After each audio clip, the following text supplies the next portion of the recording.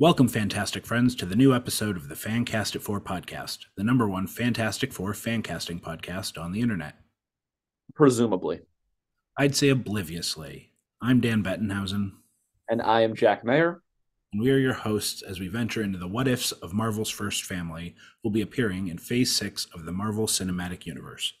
With Matt Shakman set to direct the MCU's Fantastic Four film, we still can explore what it would be like if a different director was behind the camera and who might they cast. This week, our featured filmmakers are American directors, producers, and screenwriters whose films delve into the many different genres of which they tend to subvert or parody. Many of their films also explore the American South and West in both modern day and historical tellings. Oh, and they also happen to be brothers. Among their 19 feature film directing credits, 12 of them have been nominated for a collective 42 Academy Awards and 6 wins, which include 4 Best Picture nominations and 1 win, and 3 Best Director nominations and 1 win. This week, we are featuring Joel and Ethan Coen, better known as the Coen Brothers. Jack, what else comes to mind when you think of the Coen Brothers? I think of off-kilter comedy, and I think it's really interesting because these guys have a wide breadth of genre that they work in. It's quite impressive for these guys to be able to jump from genre to genre and yet still retain a trademark. Oh, yeah. For as dark as some of their dramas are, there's a lot of dark humor too. I mean, with maybe some exceptions here, most of their films aren't without some humor. Their films are really funny and like they're the kind of humor that I love when it comes to movies. I think even, like I said, they have some admittedly darker dramas, but I still find those dramas to have a lot of really funny moments that I find myself giggling during. Like one of the movies that we're going to talk about later, like, yes, it's a very serious drama and it's very well done and it's very gritty. It's also a little funny. Yeah. And I think, especially in probably the last movie we're talking about, a lot of the humor is at probably the main character's expense, but it's never at least mean spirited within the context of the film. It's not punching down. Mm-hmm. And I think that that's what these guys are so good at is like creating humor that like will pile on a character for sure, but also creating a world in which that humor could realistically exist. One thing I'd also say about these filmmakers is that they're fearless in the sense that they'll do whatever the hell they want. Yeah. They don't feel constrained by any standards or norms in cinema. And they will keep making their movies because there will always be an audience for them. Like even movies that people don't generally love, I feel like the Coens don't really care because they're making their movies for themselves and for their audience that gets them. Like one of my favorites that we're not going to talk about in our next segment, but that I'll bring up here is Burn After Reading. Oh yeah, that was hard not to include on the list. Such a bizarre, weird movie that people did not like. Oh, And that it's so had good. It is so no good. message to it, but that I adore. Well, I think a lot of it is because you get these really quirky performances from some actors that you don't typically see quirky performances from, like George Clooney, Brad Pitt, especially playing Yeah. kind of the himbo character. For being a himbo, you don't see him play that a lot in his movies, and he did it for the Coen brothers. And you just think about like all of the prestige actors that they work with that they have do like all these ridiculous things. Like you've got Nicolas Cage in one of my favorite performances of his in Raising Mhm. Arizona. You've got, like you said, Clooney, Brad Pitt, Damon in True Grit. Oh yeah, I'm just, oh yeah. I'm just naming the Ocean's cast at this point, but Well, and you bring up True Grit, another one that like could have easily made our list that just didn't. Like that's a remake. That was, I think, maybe they're only delving into remaking a film too, and for my money, it's a better retelling of the story. I think Jeff I Bridges agree. is an excellent lead. Haley Steinfeld's debut, I mean, she kills it, and I think a lot of that's thanks to the Coen sensibilities, or maybe lack thereof. Well, I think that is a really good transition into our first segment, four fantastic films. And here we will discuss four great films directed by the Coen brothers. Now, we talked for quite a while about the four films to talk about. We kept going back and forth because there are so many good ones. We're just going to mention real quick Fargo, which was, I believe, their first movie to get nominated for Best Picture. Correct. Correct. A movie that I'm sure we both love. Oh yeah. Like I said, it was a last minute cut for another movie that we just felt we'd have more fun talking about, but Fargo deserves a honorable mention in this list. So we are going to jump to the movie that came out right after Fargo that, much like Burn After Reading, was not really critically loved or understood when it was released, but that I think has achieved maybe the biggest, most important cult status of the 21st century. Literally, there is a religion that came from this movie. Literally, yeah, literally, yes. Literal cult status. 1998's The Big Lebowski.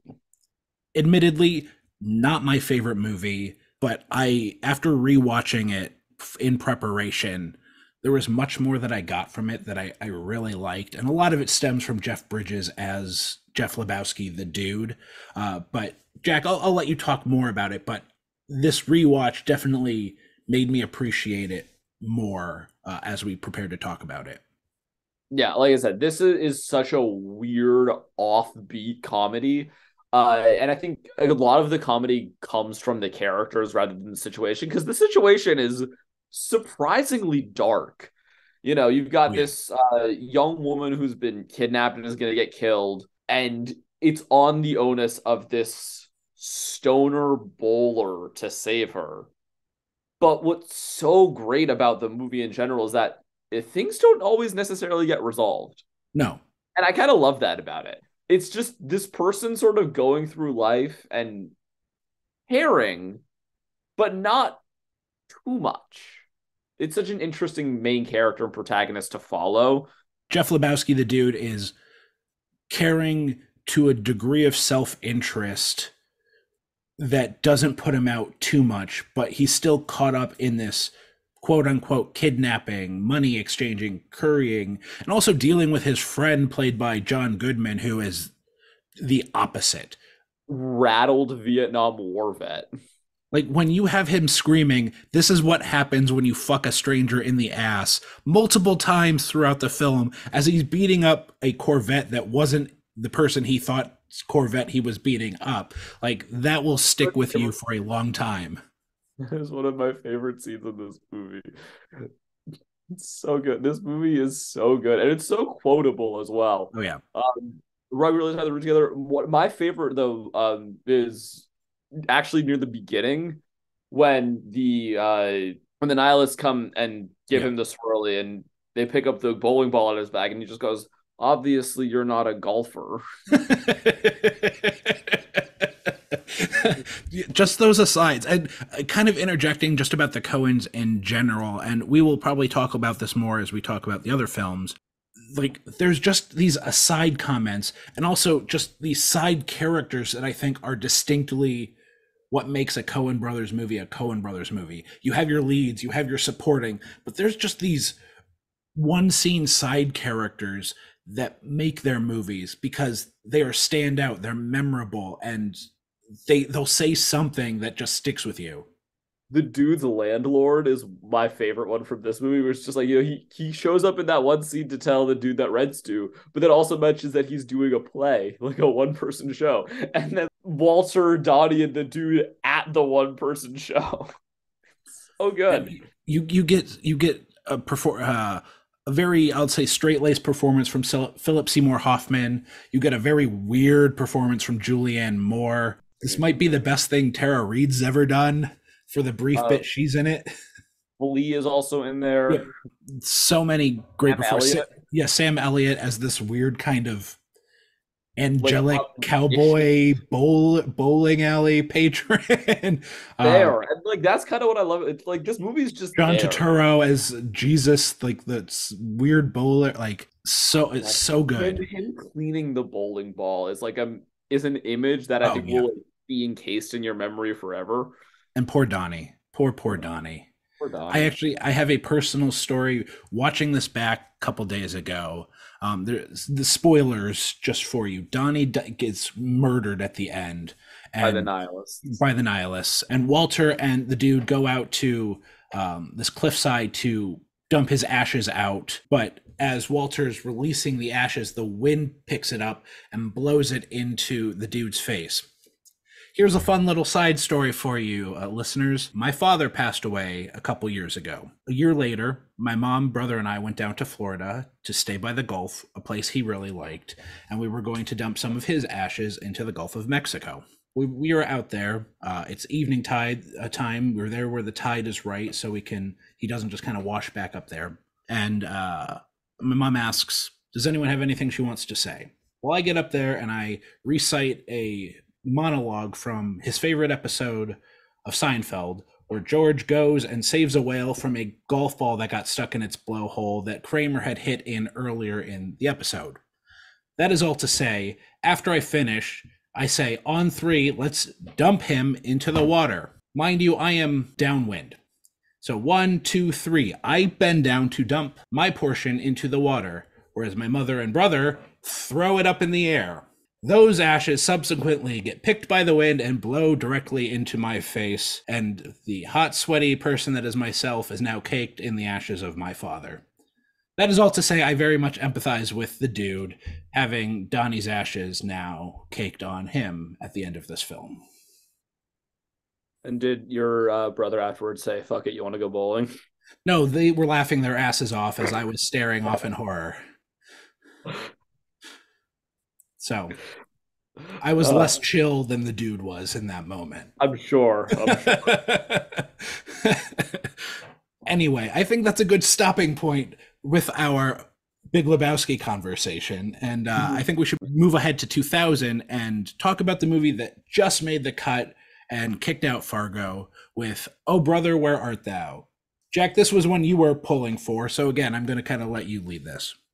Yeah, this was, I believe, my first real exposure to the Coen Brothers.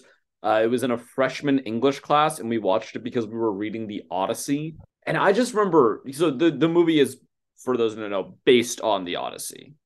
It follows all of the standard beats of the hero's journey. It's a really good movie to watch if you're looking to break down sequencing for film. I just remember having my mind absolutely melted by the weird wackiness of this movie. Mm-hmm. It is so bizarre. It Extremely is bizarre. so strange. And again, this is coming right after The Big Lebowski, where they're on the heels of Fargo, where audiences are still like, oh, these guys are like these super prestige awards directors. What are they going to make next? They make The Big Lebowski, and everyone's like, okay, I guess that. And then now you have George Clooney, this like mega star actor in the lead, and he is playing one of the most ridiculous characters ever put to film, and I adore it. I Oh, think yeah. this is my favorite Coen Brothers movie by a mile. It's certainly up there for me. I think it goes without saying the music is just fucking killer too. So this You don't this even need to like album folk music or bluegrass music to enjoy this. The top to bottom, the soundtrack for this movie is A plus. this album won a Grammy. This album won Album of the Year at the Grammy Awards, and rightfully Incredible. so.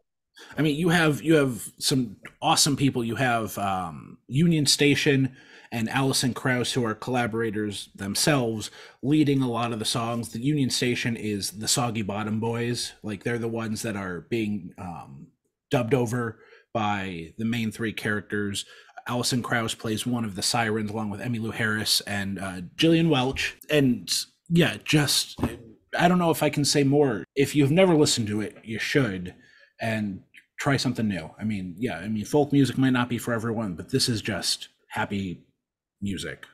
And this movie might not be for everyone, but if you like a good, like quirky, offbeat comedy where KKK members get torched, then you'll love this movie. You have Michael Badalucco really hating cows and, really excited to go to the electric chair for being the greatest robber ever. You have Tim Blake Nelson thinking that John Turturro has turned into a frog.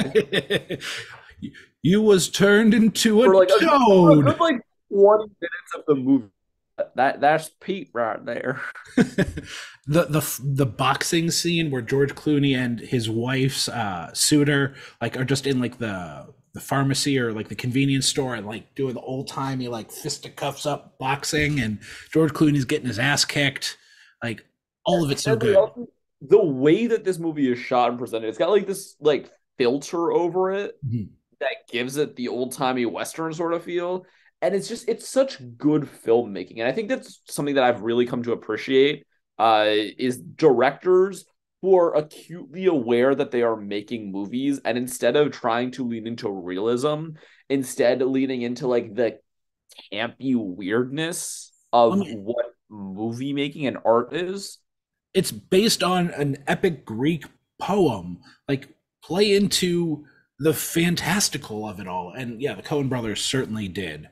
And like I don't want to keep harping on George Clooney, but 99% of the stuff he is the straight man. Maybe a little comedy here, but this and then you get to Burn After Reading, which we talked about, the wildest performances he had done to date. Farce. That's like almost exactly what it is. Like he's just this guy who's obsessed with hair cream, a very specific Dapper brand Dan's of hair hair cream. cream. Dapper Dan. And yeah, in the end, like it works out for him, but still doesn't quite work out for him. He just seems like a character that's always like coming up just a little short, despite I'd say what's a happy ending. Yeah, just another real fun movie. Way less dour than the next two we're about to talk about. Yes, we're gonna jump ahead to 2007, where the Coen brothers finally won the coveted Best Picture and Best Director Oscars with No Country for Old Men. This movie, for the longest time, was my favorite movie ever. It was number one, primo supreme. Since has gone down a few marks, especially after a rewatch, because a lot more of the performances I appreciate than the story itself. That's still not to say that for the longest time was my favorite Coen Brothers film.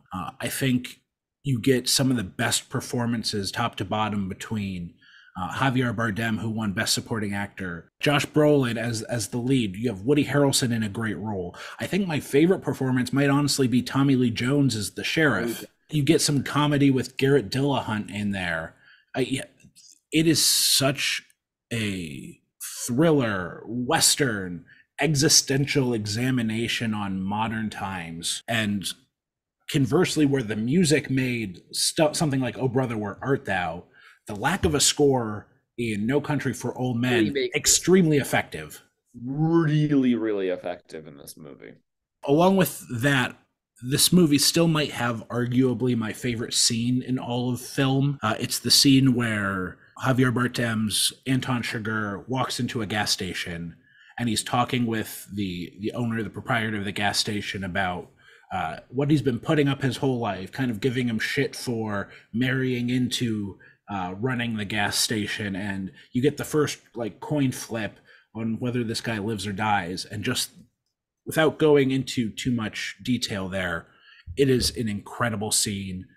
I think probably one of the things that won him the Oscar, and something I just go back to and watch from time to time because it's incredible. It's so good. Yeah, call it friendo. Oh, so good. Yeah, I really, really love this movie as well.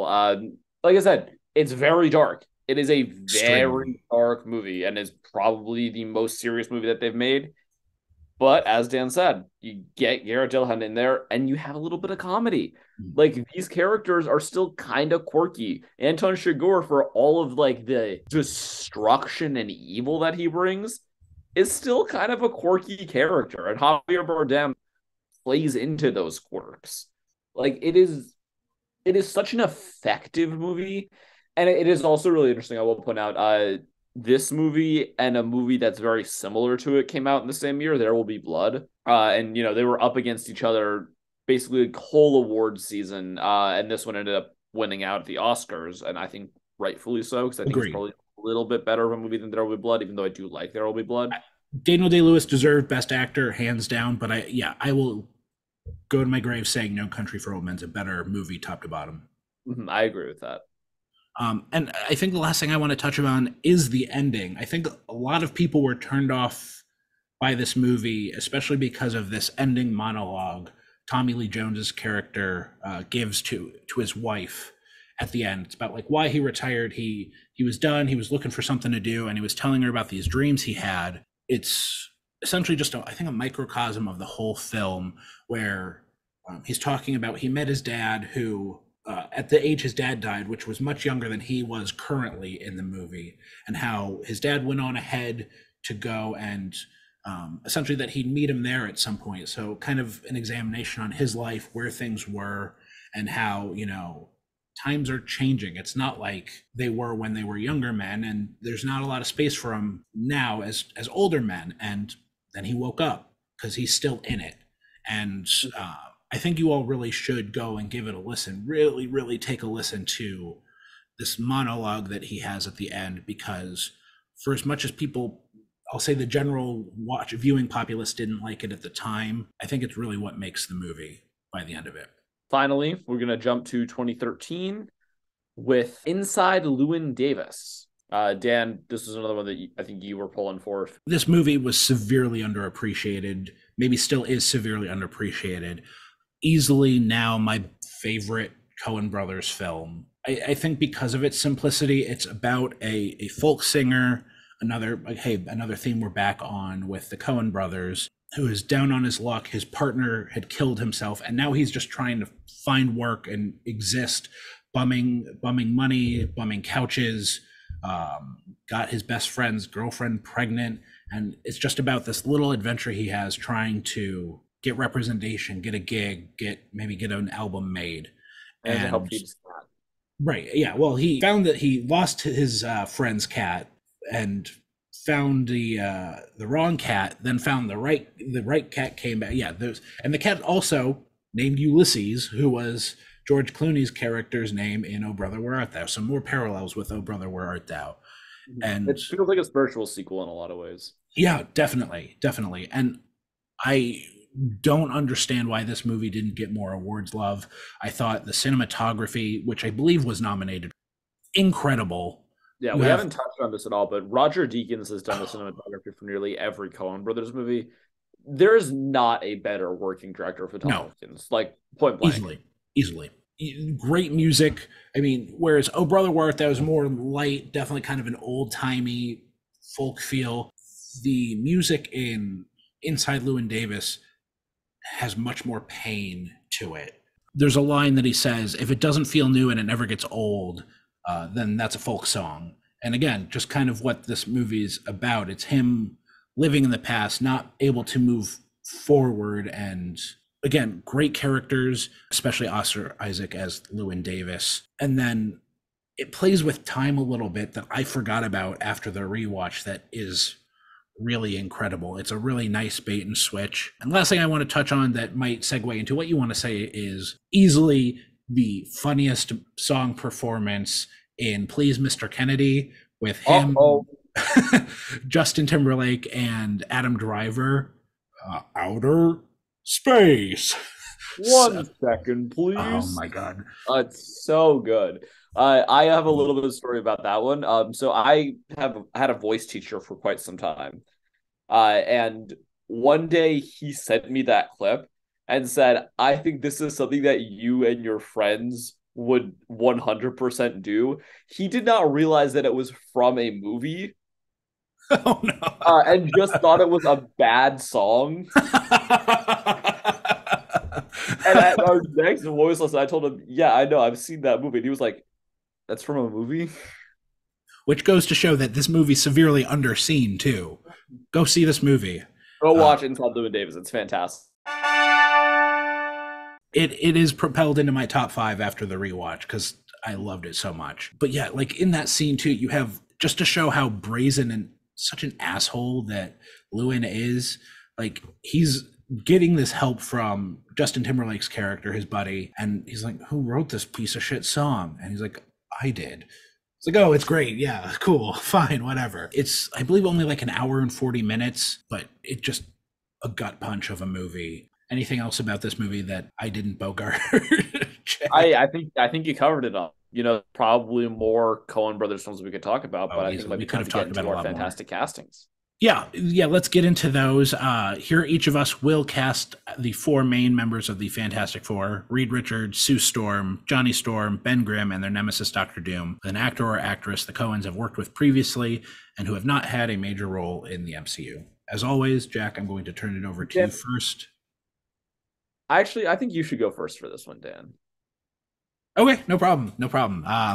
I will go first, which has me extremely excited and nervous at the same time. So for my Reed Richards, I'm going with an actor who probably is most famously known for his minor work in the Harry Potter films as Cousin Dudley, but he was also been in The Tragedy of Macbeth and The Ballad of Buster Scruggs, and that is Harry Melling. For this specific film that I am going to be pitching, I'm looking for a little more weird. No offense to Harry Melling. He is not as traditionally handsome as some of the previously cast Reed Richards, but I do think he has a persona that could certainly work in this film. He's also excellent in Queen's Gambit. Oh, yes, totally. Very good call. For my Sue Storm, this one is not going to be as big of a love interest here. They're going to be more working together than romantically linked. I'm casting an actress who was in The Big Lebowski, and more just because I wanted to. I'm casting Tara Reid because I wanted to give Tara Reid some work. She's probably still working on residuals from Sharknado, but maybe we'll give her another Coen brother movie. She's got Josie and the Pussycat stuff. That too. For Johnny Storm, I'm casting an actor we just talked about from Inside Llewyn Davis, Justin Timberlake. Again, maybe there's going to be some music in here. Who knows? We might get some singing. I'm sure he's tired of being a troll. Maybe not, but I'm going to go with Justin Timberlake. For Ben Grimm, I believe I've probably cast this actor before. I know he's been cast at some point as Ben Grimm between me and one of my guests, but I'm going with an actor who was in Hail Caesar, and that's Jonah Hill. I think Jonah Hill would be a great Ben Grimm. You got a little humor, a little someone who can certainly play kind of down on his luck. And then finally, for Doctor Doom, I am throwing a curveball. I am casting 3 Doctor Dooms. They are going to be 3 separate characters, all named the Doctor's Doom. That is John Malkovich, Ralph Fiennes, and Woody Harrelson, all as the Doctor's Doom. Excellent. Now let us hear what we've been waiting for. Sure. Okay. Let's do this. So when you're building a Coen Brothers Fantastic Forecast, you really have to think about the ensemble, and you have to think about a quirky cast of characters.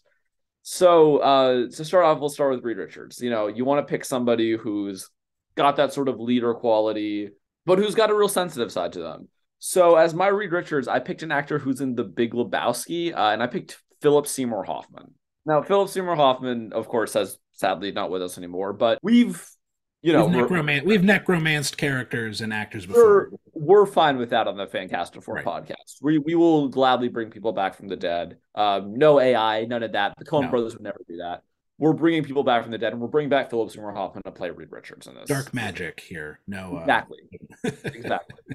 So now you got to move to Sue Storm, and you want to cast somebody who's got a sensitive side to them, but who can also bring the power of Sue Storm. And I don't think there's a better choice for that than Philip Seymour Hoffman. Interesting. Playing my Sue Storm. Okay. Interesting. All right. Great choice. Thank you. Yeah. So let's move on to her brother Johnny now. I wonder who you could have cast. You might actually be surprised at this one, Dan. I know that I just cast Philip Seymour Hoffman as both Reed and Sue, but I did want to cast Philip Seymour Hoffman as my Johnny Storm as well, because I think that he brings such a gravitas. Again, I don't know if you've seen Punch Drunk Love, but he's got this great scene at the end where he just unloads this anger and just starts screaming at Adam Sandler. I think that if he brings that sort of energy that he brought in that movie to Johnny Storm, it would be fantastic. Yeah, no, I agree. Great casting. Thank you. I agree. So now we get to Ben Grimm, heart of the Fantastic Four, as you constantly say. And I don't think there's a person who brings more heart to a movie than actor who's in The Big Lebowski, and that would be, of course, Philip Seymour Hoffman. I would not have guessed. You get just think about the guy as Ben Grimm. Like, imagine this sort of person who's got such depth and range to every performance I'm that actually he. getting a lot of like Along Came Polly vibes from a Ben Grimm, Philip Seymour Hoffman. See, I was thinking a little bit more like Magnolia, Oh, like that sort of like patriarch in a way. yeah. Uh, and then as Doctor Doom, again, you want somebody who can be a charming villain, somebody who you would like almost expect would lead a cult. And I don't know if you've seen The Master, Dan, but in that movie, Philip Seymour Hoffman plays a cult leader. So I would cast him as my Doctor Doom. I mean, it's hard to argue with any of your choices. All of them seem so fitting. Right? I think that it would really work. So my cast, just to run it back down, Reed Richards got Philip Seymour Hoffman, Sue Right? Storm, Philip Seymour Hoffman, Johnny Storm, Philip Seymour Hoffman, Ben Grimm, Philip Seymour Hoffman, and Doctor Doom, Philip Seymour Hoffman. All brought back via dark necromantic Via magic. dark magic, yes. Yeah. Cool. Well, with our film's cast, it is now time.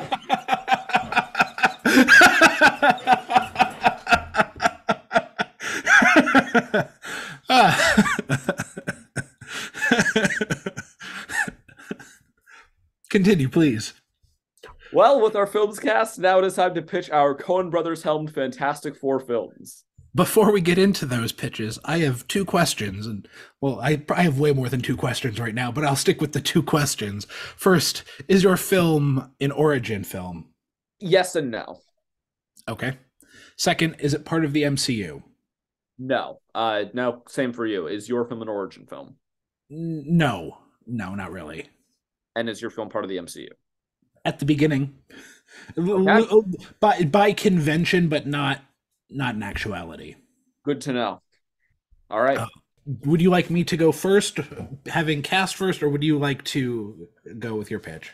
I'll Yeah, let you I decide. tend to go first. Why don't you kick us off, Dan? Okay, so I didn't go extensively, mostly because I was more excited talking about the movies, if you couldn't tell from our conversation. So this is very much just a pitch. I'm not going into a whole kind of breakdown, but the movie opens with a group of villains breaking into the Baxter building. Mole Man, Puppet Master, Psycho Man, Impossible Man, Wizard, all played by various actors who have been in Coen Brothers movies, who aren't main MCU actors as well, breaking in to try and steal some tech to sell off from the Baxter building. They get in there, they're confronted by the Fantastic Four, but they don't know what they're looking for. They're literally just dumb criminals trying to, take something to maybe sell it on some black market. And they find this device, and Reed's like, don't touch that. And they're like, well, they're dumb criminals. So of course they press the big button, and they're teleported into a different dimension, a different multiverse. They get there, and it's very reminiscent of this kind of "Oh brother, where art thou" kind of era.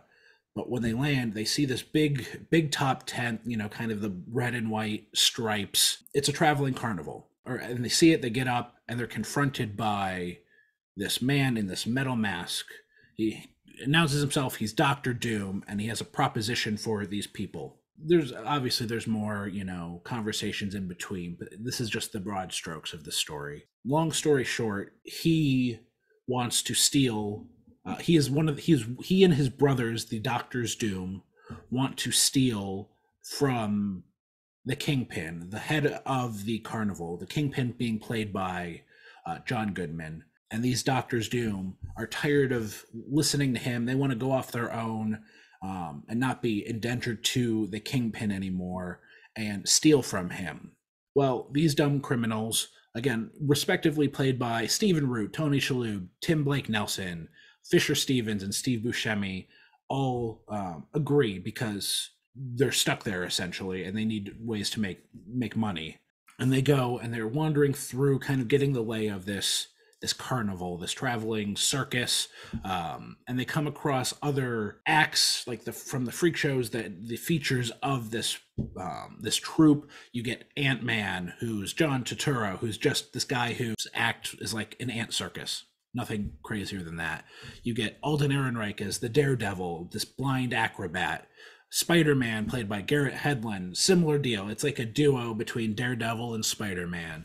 And then you have these two strong women, She-Hulk and She-Thing, played by Allison Pill and Kelly MacDonald. But the big act, the main tent attraction is the Fantastic Four. It's Reed Richards, Sue, Johnny, Ben Grimm, who are kind of the thing people come from far and wide to see. You have Reed, the contortionist, Sue, the illusionist, and her partner, assistant Johnny, who not only being his assistant, also is like a spits fire and self combust.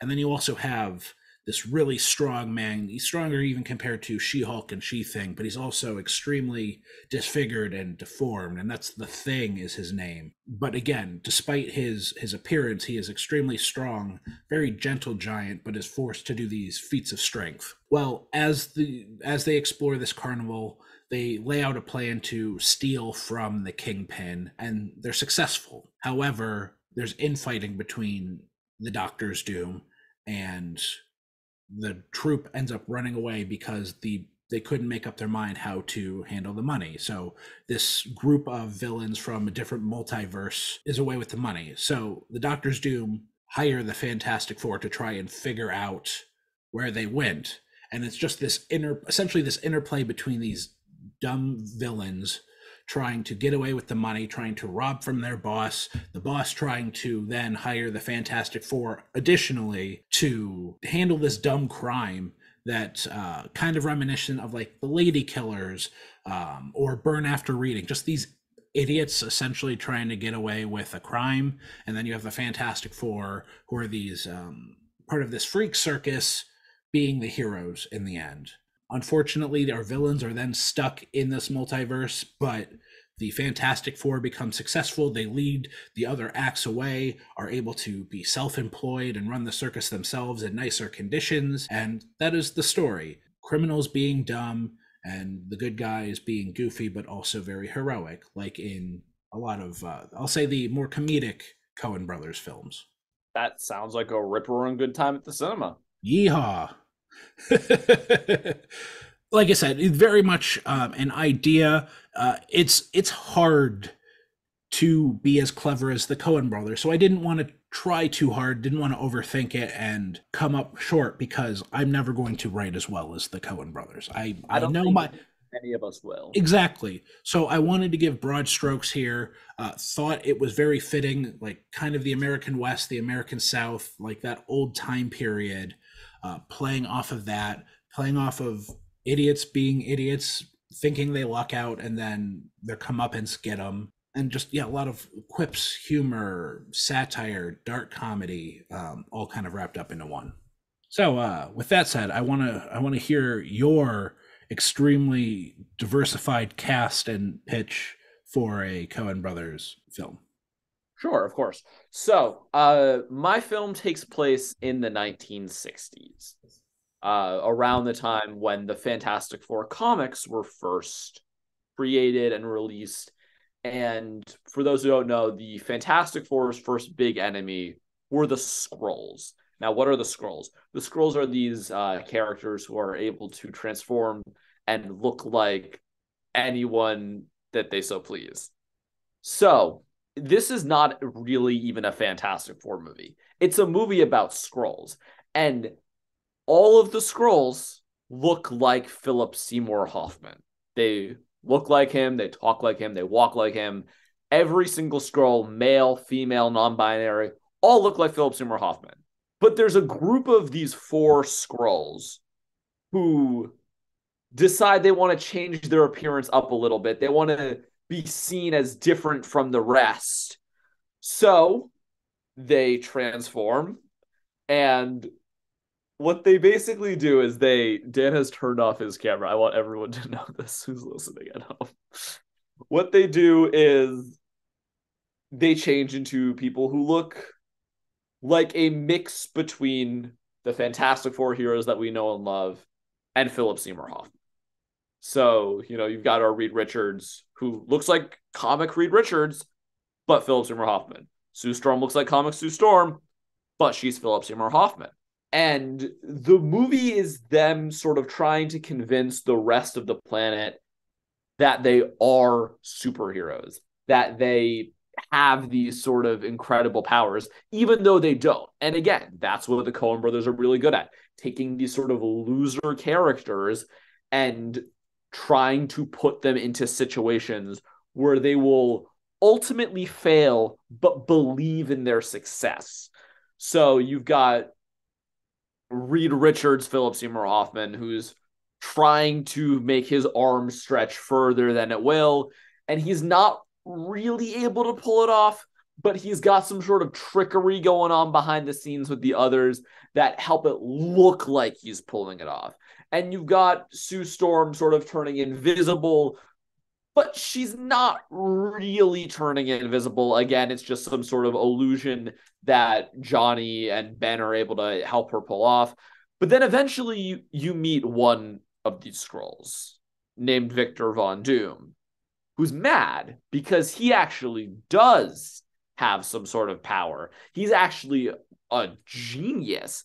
And he's mad that this group of fakes is trying to take away all this glory. And he gets introduced, I would say, around like start of Act 2. You know, the first act is like the establishment of the Fantastic Four. Act 2 is more so the introduction of Doctor Doom and sort of seeing the ways in which he is like getting ready to plot his revenge against the Fantastic Four, who are being seen by the rest of the Philip Seymour Hoffman scrolls as superheroes. So Doctor Doom basically creates his Doombots in a way to expose the Fantastic Four. The Doombots, of course, look like Philip Seymour Hoffman. And they successfully expose the Fantastic Four. And that, I think, is kind of where we leave it off. I think that, you know, the second and third acts will show sort of that conflict, but I don't want the Fantastic Four to ultimately succeed in their goal. I want them to kind of just go back to living their Philip Seymour Hoffman scroll lives that they were living before the movie. Because again, what's the message of Burn After Reading? I guess we learn not to do this again. That's sort of the message that I want the Fantastic Four to learn by the end of this movie. And the message of Doctor Doom should sort of be, all right, I did that. Time to go back to my regular life. Again, the Coen brothers are so good at these sort of like offbeat comedies, period pieces. Again, I want this to have like a very sort of 60s feel to it. But the characters don't really learn anything. They just sort of do what they do in their little superhero-dom. And yeah, that's my movie, The Fantastic Four, but with scrolls that look like Philip Seymour Hoffman. That's like your opinion, man. Sorry, yes, I, I did have to turn off my camera out of respect for you because I was laughing my ass off the whole time you were going, and I did not want to impact your telling of your pitch. So it was out of respect for you. My piece of art. Sorry, yes, your piece of Philip Seymour Hoffman inspired art. Wonderful. I really like that. I like the tie into Burn After Reading, a movie I would have loved to talk about as well. Top notch. It's so good when the Coen brothers just make it seem like there's going to be a message in the movie, but then there's just not. No, like again, like that, like Big Lebowski. Like sometimes just shit happens, and we don't need to deal with it. It just kind of figures itself out. Do we know how sometimes? No, we don't, but it's not our problem anymore. It is one of my favorite line readings. It's just J.K. Simmons just been like, what do we learn here? I guess we're going to do it again. All right, you're dismissed. That's sort of the vibe that I... No, I love it. And God rest his soul, Philip Seymour Hoffman, I think would have been great doing all of that. So that's what it makes me both happy and sad is that we don't have the chance to actually see that because unless I don't know something about you, Jack, neither of us are practitioners in dark magic. Well, I think that's about it. So the listeners enjoyed our exploration into this what if scenario. We want to make a special note that the Fancast 4 podcast is hosted for free on Spotify, formerly Anchor, and we encourage you, if you have your own podcast idea, to check out Spotify podcasts. It is really a great resource for getting your idea off the ground. You can also find us on Apple Podcasts, Google Podcasts, Spotify, and YouTube. If you are listening on YouTube, we would greatly appreciate you hitting the subscribe button and commenting with who your Coen Brothers cast would be, on what you thought of our lists and pitches, and on which director you'd like to see next. I also want to thank Matt Hart and Maddie Gunner for the fantastic theme music they created for us, and I want to thank you all for listening. I'm Dan Bettenhausen. I'm Jack Mayer, and we hope you all stay fantastic.